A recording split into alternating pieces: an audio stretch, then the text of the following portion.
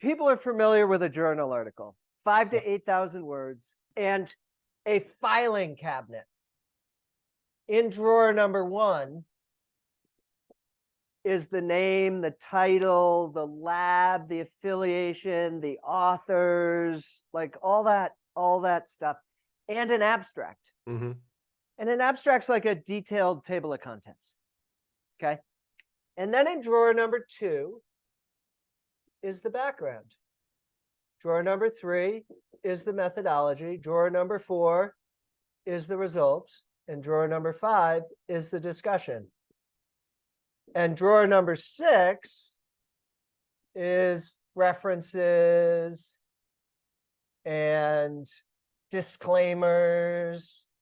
There's some other stuff at the end. So Right. the reason I call them drawers is because what happens is you have a reader.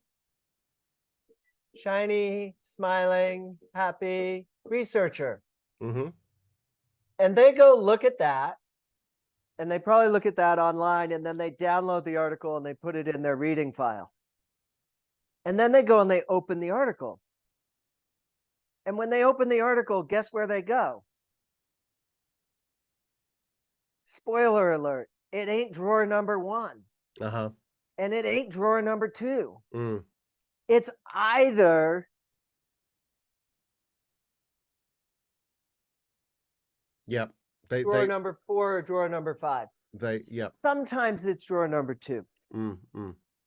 Now, when most academics give presentations, where do you think they start? Yeah.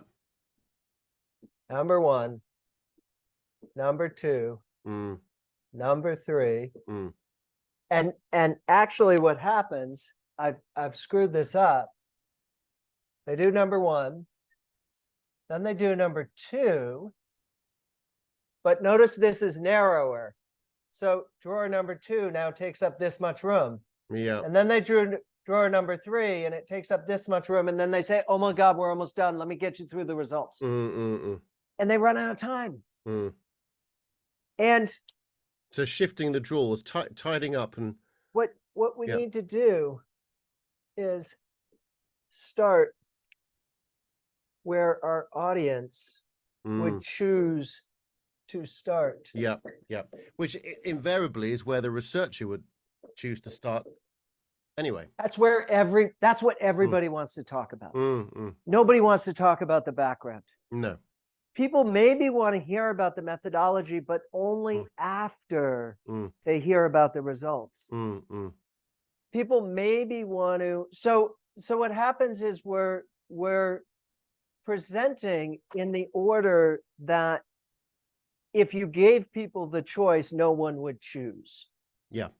Why are we doing that? Yeah, sure. And the only reason we're doing it is tradition. We're doing it because of tradition.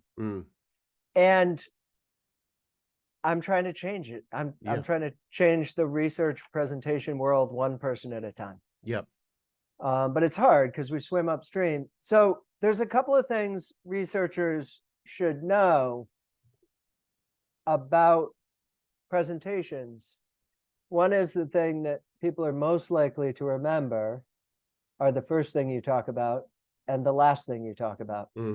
And there's very clear research that says all the stuff in the middle is not memorable at all unless you create a moment. Yeah. So like Bill Gates has famous TED Talk where he lets the mosquitoes out of the jar. But that's a moment in the middle of a talk. Yep.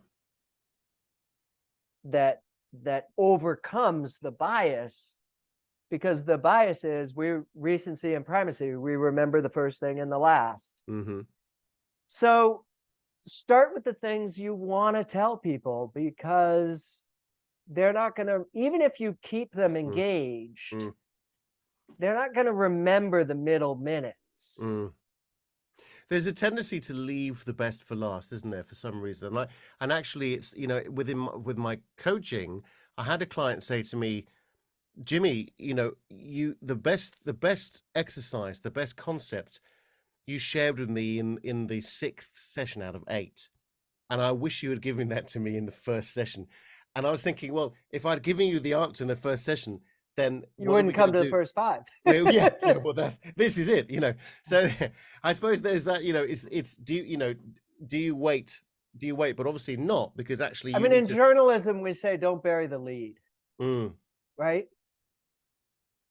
Now, unfortunately, what's happened is we've now landed in a clickbait world mm, where we trick people, mm, and we're misleading.